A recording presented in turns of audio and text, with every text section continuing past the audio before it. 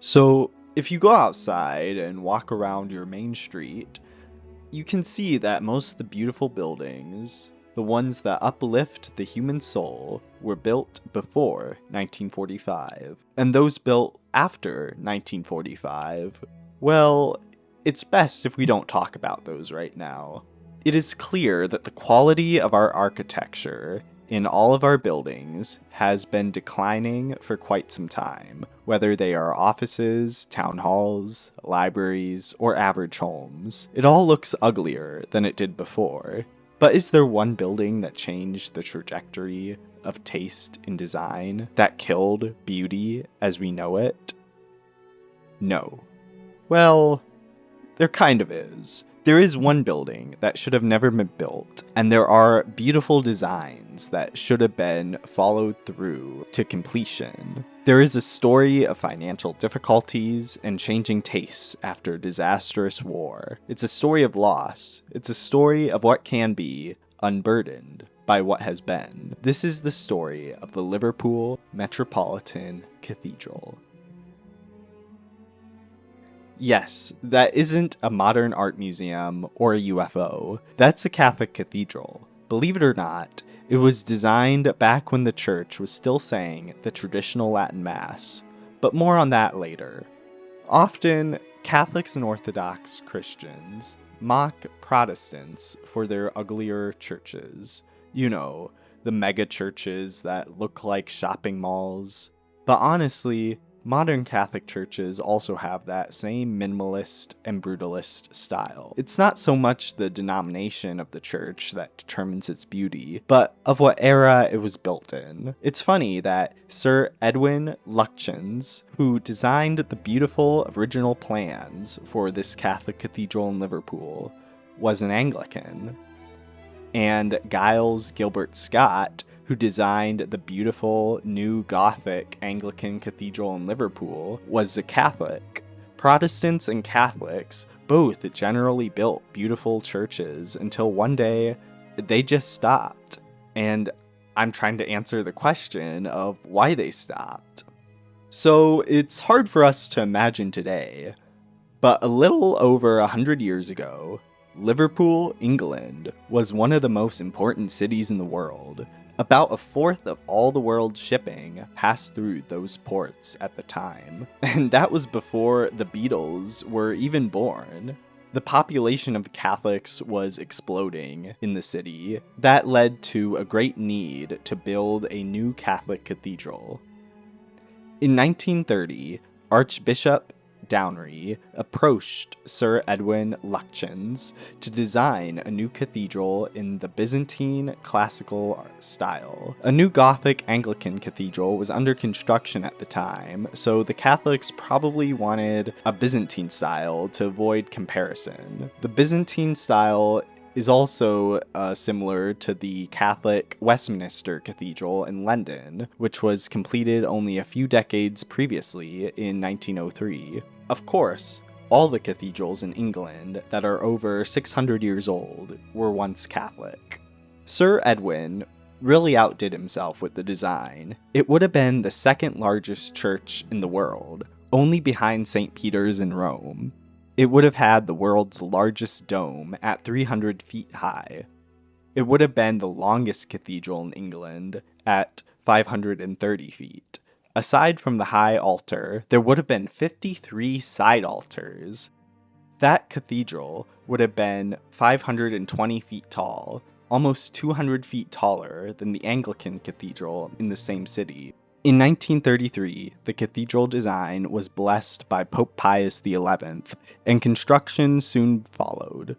Sir Lutyens himself estimated it would take 200 years to complete his masterpiece, but that really wasn't a problem at the time when it was designed. Cathedrals often take centuries to complete. Construction of the Holy Family Cathedral in Catalonia began in 1882 and probably won't be complete for another 10 years. The Anglican Cathedral in Liverpool was under construction from 1904 to 1978. According to Andrew Cusack, there was no lack of money for the project. at least before the war. Donations poured in from all income levels. Then, in 1941, construction paused after further restrictions were made during wartime. The crypt was unfinished, waterlogged, and abandoned. Then, in 1944, Sir Lutyens tragically died, and even after the war, there were still restrictions on construction from the state. Archbishop Godrey chose Adrian Gilbert Scott, the brother of Giles Gilbert Scott, to scale down Lutyens' original design. But unfortunately, nothing came of it. When John Heenan became the new Catholic archbishop in 1957, he decided to abandon the original project altogether. Then the archbishop decided to hold a competition for a new design for the cathedral. The competition was either held in 1958, 1959, or 1960, depending on what source you use. Sir Frederick Gilbert somehow won the contest out of the 300 designs submitted. An article reads that Frederick Gilbert was not renowned as a religious architect. In fact, aside from the Metropolitan Cathedral and work on a London mosque, his work was completely secular. Well, that tells you all you need to know. So, the church is round. I really don't care about it being round.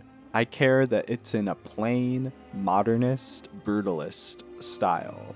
Give us a round Byzantine, Gothic, Baroque, or neoclassical church. Eastern Orthodox churches are more roundish, but they still look beautiful.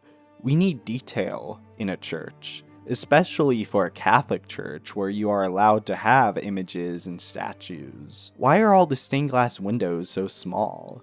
Why don't they show stories from the Bible? Why are all the pictures they do have minimalist and cartoonish? I mean, what even is this thing? Well, I can give them that Sir Frederick's design was cheaper and was able to be completed much sooner than Sir Lutyens. But did it have to be so ugly? The rural United States shows that cheap, beautiful churches can still exist. I mean, just look at the bishop's chair. At least they did change that.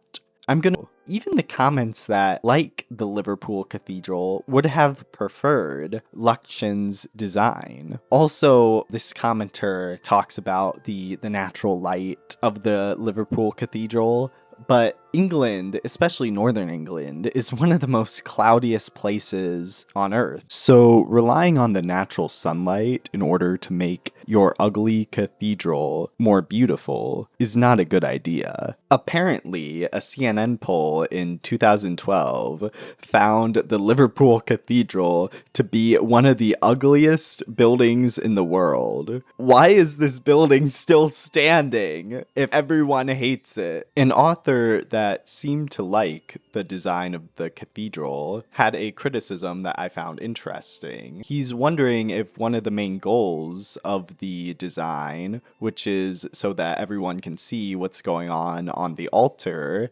is actually possible. He's saying that people in the back might not be able to see what's going on the altar. He brings up that Gilbert's original design called for sloped floors, but a cathedral committee struck down those plans because they said it made the church feel more like an arena. One might argue that if you don't want the church to feel like an arena, maybe you shouldn't make it round. You see, people have been designing churches for over 2,000 years, with one of the goals being that they want people to see what's going on the altar. Tradition is the solution to problems we've forgotten we've had.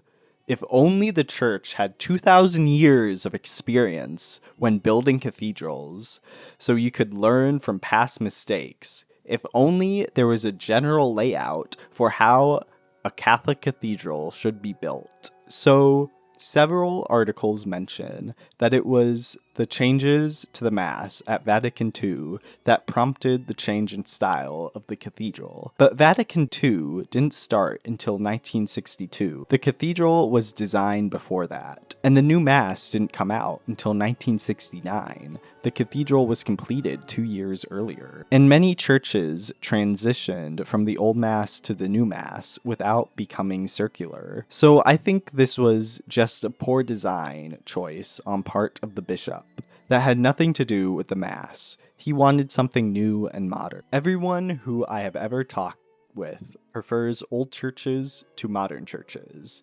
It doesn't matter if they are liberal or conservative, if they practice the Christian faith or not, if they are Catholic or Protestant or even atheist. They all prefer churches built before the war. Why did church architecture of every major Christian denomination go downhill after the end of World War II? I don't think the decline in the Christian faith in the West is the main culprit. Before the West became Christian, the pagan Romans and the pagan Greeks built some of the most beautiful buildings on Earth today. Societies that have never become Christian, like China, Japan, or Korea, have built some amazing buildings that tourists from all over the world come to visit today. So being Christian is not a condition that is needed in order for architects to design beautiful buildings. Second, an article that seemed to like the new design of the cathedral opened with a line that said, "A cathedral church in itself is a theological statement reflecting the priorities and beliefs of those who worship in it." And there you have it. That is the missing piece of why buildings are so ugly these days. A cathedral shouldn't be a statement reflecting people's priorities. Buildings should not be designed to display or fit into an ideology. The reason why buildings are ugly is because there is too much ideology in the world today. Allow me to explain. People who are possessed by an ideology already have a lot of preconceived notions about how people, places, and things should be. They already think they know what an experience should be like before they even have it. So of course, a blank space is all they need because they already know everything. Also, a blank utilitarian building fits perfectly with the most popular post-war ideologies that promote equality. If all buildings are blank, no building can be better than another. No building can impose itself on an individual more than another. But not so long ago, the world was a magical place. This was a time before people were possessed by ideologies. This was a time before mass media, a time before the noise. There was a certain peacefulness to life. This was a time when people didn't just read about life, they lived it. There was adventure for anyone brave enough to find it. There was no burying yourself in a book or shutting yourself away on the internet. You were forced to talk to others, to live life with the people around you. The minds of our ancestors were not empty because they had no ideologies or daily news or individual entertainment. Their thoughts were filled with those whom they loved, those who they hated, those who embarrassed them, those who joked with them, who fought with them. We can escape these things by avoiding others, but they had no choice in the matter. They had to live life. They had to be around people. But because they were free of an agenda, they were able to have something more important to the human experience. They were able to have awe for the world around them, just as God gave them awe and wonder in his creation of the natural world. The architects wanted to give their countrymen a sense of awe of their creation. Also, wanting buildings to keep with tradition and conform with a certain architectural style is not ideological. Tradition reflects the collective lived experience of a people that is passed on from generation to generation. Ideologies must disregard the experience of people that do not fit in with the narrative of the world that they are telling. Ideologies are not organic like traditions. Traditions come from experience, whereas ideologies come from ideas. People whose minds are filled with political slogans, constant entertainment, and brain rot cannot experience awe and wonder in the same way our ancestors did. If you want there to be beautiful buildings again, live like how the people lived in societies that created those beautiful buildings. Cleanse your mind from all the political noise and preconceived notions of the world. Talk to people around you. Touch grass. Thank you to everyone for watching my first YouTube video. All my sources for this video will be in the description box below. If you disagree with me, please comment below. My other YouTube videos will probably be a little different to this one, but I hope you subscribe and stick around.